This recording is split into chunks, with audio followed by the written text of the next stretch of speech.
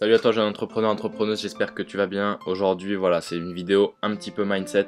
Ça va changer de ce que j'ai fait la vidéo précédente avec la vidéo sur le dropshipping. Mais là, je voulais te parler d'un sujet qui me tient beaucoup à cœur et qui fait... Il y a trop de choses dans le système qui m'agacent et je voudrais t'en faire part voilà, dans cette vidéo, te montrer les points, moi à mon sens, qui me paraissent importants. Et voilà, donc cette vidéo, je l'ai intitulée Ne t'excuse pas d'avoir de l'ambition. Parce qu'à mon sens, c'est un fléau du 21e siècle, voilà. Plus personne n'a d'ambition. Et ça, c'est quelque chose que je trouve terriblement dommage. Quand t'es petit, t'as souvent des rêves, t'as souvent des envies, t'as souvent des souhaits, des choses que t'as envie d'avoir, des choses que tu voudrais faire. Et au fur et à mesure des années, tu vas te résigner, tu vas te résilier un peu à ces souhaits, à toutes ces envies. Tu vas les abandonner en quelque sorte parce que tout ça, c'est à cause de l'entourage. Tu vas abandonner tous ces projets, toutes ces envies, parce que tu vas avoir un entourage qui va pas être bienfaisant pour tes projets. Par exemple, je m'explique, voilà, dans les cours, je suis désolé, on t'apprend à devenir salarié en cours. En cours, on t'apprend pas à entreprendre, on t'apprend pas à créer ton entreprise, à investir, à sécuriser ton patrimoine, à te créer ta propre retraite. Tout ça, on t'apprend pas à gérer ton argent, on t'apprend pas. Et ça, je trouve ça dommage. Donc, les parents, pareil, c'est en général, à part si vous êtes voilà, dans une famille d'entrepreneurs, en général, c'est pas des sujets qu'on aborde comme ça naturellement au repas, c'est pas des sujets qui font les discussions voilà, autour d'une table. Et ça, c'est des choses que vous pouvez pas forcément passer à travers ces choses-là parce que c'est votre entourage, c'est ce qui vous conditionne, c'est ce que vous vivez au quotidien. Donc c'est sûr que si personne parle d'entrepreneuriat autour de vous, ou personne n'expose ses projets et personne n'a encore envie et se donne les moyens d'aller accomplir ses projets, c'est sûr que vous allez en faire de même, vous n'allez pas essayer d'aller accomplir vos projets. Et c'est ce que je trouve vraiment dommage. Donc après, par contre, si, voilà, quand tu grandis un petit peu, si t'as encore excuse-moi de le dire comme ça, mais si t'as encore les couilles d'exposer tes projets, si t'as encore les couilles de défendre tes projets, de dire pourquoi tu travailles, de savoir ce que tu veux, tu vas avoir plein de gens qui vont essayer de te bâcher, qui vont essayer de te tacler, qui vont essayer de te faire redescendre plus bas que terre, hein. Alors bon, t'en as qui vont me dire, c'est même pas forcément dans un mauvais esprit. Par exemple, voilà, les parents, ça peut être non, tu quittes pas l'école, tu crées pas ton entreprise, c'est trop dangereux. Mais c'est là, les parents, par exemple, c'est dans un souci de bienfaisance. Ils ont envie du meilleur pour leurs enfants.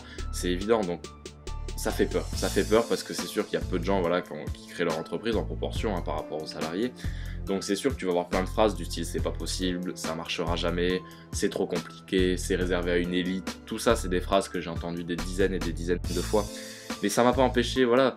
Ces gens-là, tu leur demandes, mais vous, est-ce que vous l'avez fait? Est-ce que vous avez déjà essayé de créer une entreprise? Moi, tous les profs qui m'ont dit pourquoi t'arrêtes tes études, tu fais une grosse erreur, tu retrouveras jamais de travail, tout ça. Je leur ai dit ouais, mais est-ce qu'à un moment de votre vie vous avez essayé de créer votre entreprise? Est-ce qu'à un moment vous avez pris une décision radicale qui pouvait éventuellement vous mettre en danger pour avoir une vie meilleure et une vie qui vous plairait plus dans le futur? La réponse c'est quasiment tout le temps non. Après c'est sûr que si c'est une personne qui a essayé, qui a échoué ou qui a réussi, d'accord, prenez ses conseils, mais même écoutez tout le monde. Je vais pas vous dire voilà, de ne pas écouter les conseils de ceux qui n'ont jamais entrepris, mais ces gens-là qui vous disent qui vous mettent des phrases négatives, qui vous conditionnent mentalement d'une manière négative, ne les écoutez pas, demandez-leur plutôt s'ils l'ont fait. Si la réponse est non, écoutez votre cœur, travaillez et n'écoutez pas vraiment ces personnes. Parce que ces gens qui te disent ça, c'est souvent des gens qui n'ont plus d'objectif dans la vie. C'est des gens qui travaillent mais qui savent même plus pourquoi, qui travaillent voilà, pour se payer la bouffe, tous les soirs c'est la même routine, toute la journée c'est la même routine, les mêmes journées sont quasiment... découpé, structuré de la même façon, minute par minute. C'est ça, je trouve ça horrible. Voilà, des gens, tu leur demandes ah non, à l'âge que j'ai, je peux plus faire ça, je peux plus faire ci. Donc en gros, ça veut dire quoi? Jusqu'à ta mort, t'es condamné à rester dans ta maison, à faire la même routine. Après, t'auras une retraite misérable qui va à peine te permettre de vivre alors que t'auras trimé toute ta vie. Tout ça pourquoi?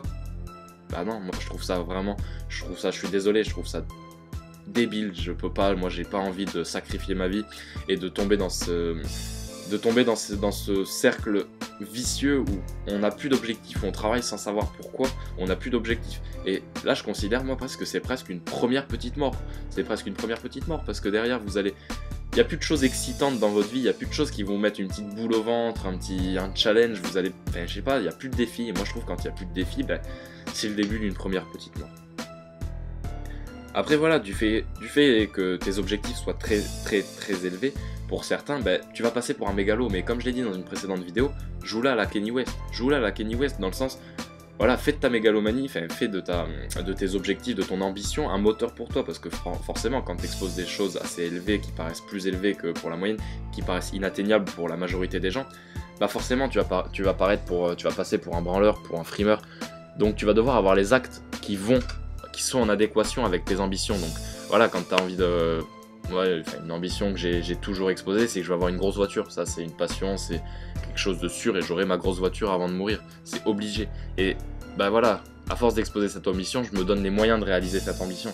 Donc vous devez passer à l'action forcément. Travaille dans ton coin en silence. Personne va te donner des connaissances, personne va te donner le savoir dont tu as besoin pour entreprendre, le savoir dont tu as besoin pour gérer ton argent, investir, tout ça. Ça demande de la formation, ça demande du travail acharné. Et ça, je t'assure que voilà, pendant un an, même plus, mais pendant un an vraiment très très intensivement, bah je t'accorde, ok, c'est vrai, certes, j'ai pas eu beaucoup de vie sociale, mais j'ai travaillé dans mon coin.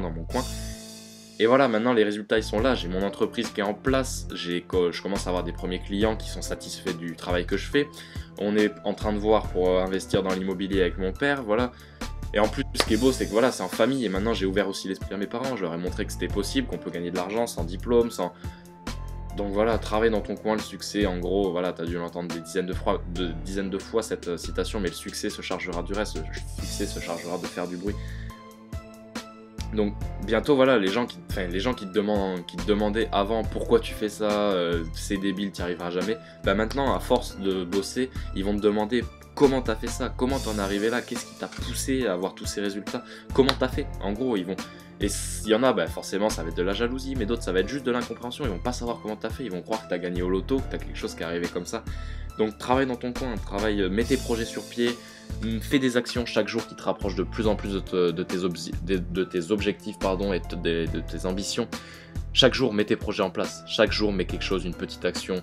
Pas grand chose, ça peut être quelque chose d'assez anodin, mais qui, voilà, répéter, vous allez, je vous assure, avoir des grands résultats. Force, si vous arrivez à maintenir ça, après c'est l'habitude qui prend le dessus, c'est les habitudes, si vous arrivez à tenir ces habitudes, je vous assure qu'à force de faire toutes ces petites actions, vous allez avoir des gros résultats. Et ça, c'est un petit reproche que je pourrais faire à la France, c'est qu'on a une vision très conservatrice. Très conservatrice dans le sens où voilà, on a ce besoin d'appartenance à un groupe social, c'est un biais psychologique, d'ailleurs vous trouverez plein de vidéos à ce sujet-là, le biais psychologique du besoin d'appartenance à un groupe social pour se sentir en sécurité. Et le salariat, c'est un énorme groupe social en gros, et quand on est rentré là-dedans, on se sent en sécurité parce que forcément on a un CDI, on a un contrat qui nous met en sécurité chaque mois, on touchera un petit salaire, mais on va pas devoir s'écarter. Ok, on va pouvoir vivre, mais par contre on va pas pouvoir faire de folie. Donc c'est cette vision, moi, que je reproche un petit peu à la France, contrairement aux États-Unis par exemple, où on va beaucoup plus encourager l'entrepreneuriat, de plus en plus de personnes sont à leur compte aux États-Unis, alors qu'en France, cette évolution, il y a une évolution, certes, mais elle n'est pas aussi importante qu'aux États-Unis, donc on voit qu'il y a encore il y a un retard de développement par rapport aux États-Unis, parce qu'on arrivera à autant de croissance au niveau des entreprises, au niveau des personnes qui se mettent à leur compte en France, mais pour l'instant, c'est pas le cas. Et n'oublie pas une seule chose, il y a une chose que tu dois vraiment pas oublier, on est jeune, on a toute la vie devant nous, on a des projets magnifiques, voilà, on a des nouvelles opportunités grâce à Internet. T'es jeune, travaille en silence, tout le temps, sérieusement. Je t'assure que le succès se chargera de faire du bruit.